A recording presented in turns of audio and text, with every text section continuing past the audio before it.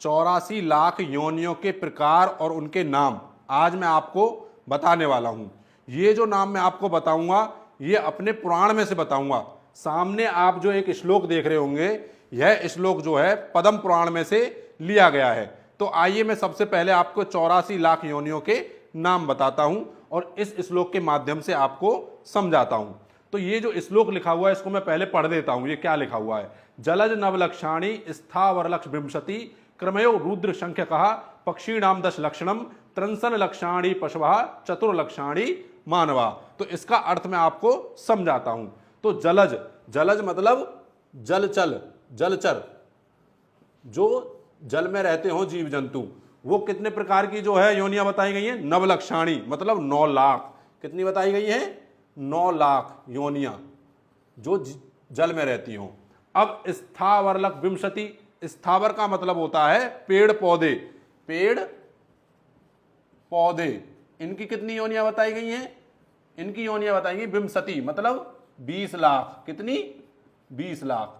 और क्रमयो रुद्र संख्यका, क्रमयो मतलब होता है कीड़े मकोड़े, मैं यहां पर लिख देता हूं कीड़े मकोड़े, इनकी कितनी बताई गई है? रुद्र संख्यका मतलब 11 लाख, 11 लाख।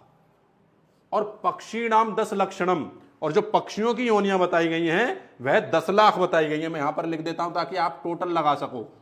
पक्षियों की कितनी बताई गई हैं? 10 लाख। और त्रिंसल लक्षाणी पशवा, पशवा मतलब पशु, पशुओं की जो बताई गई है वह 30 लाख बताई गई हैं।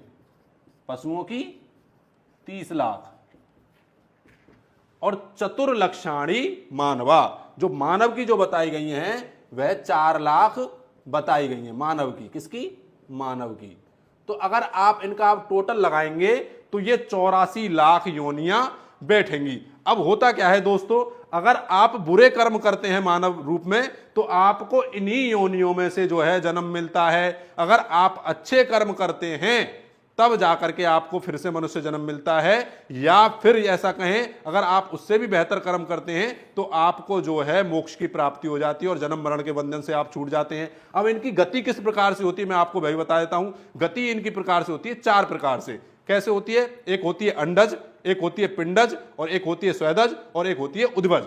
जो पिंड अंडज होती है वह अंडों में से निकलते हैं, और जो पिंडज होती है वह माता के गर्भ में से निकलते हैं, और जो स्वेदज होती है वह आप देखिए, स्वेदज का मतलब होता है अपने आप, जैसे हमारे मल मूत्र पसीने और जो गंदगी होती है, जैसे आपने देखा हो खटमल है, जुआ है या कवक है, ये कहां से होते हैं? ये गंदगियों में से होते हैं। तो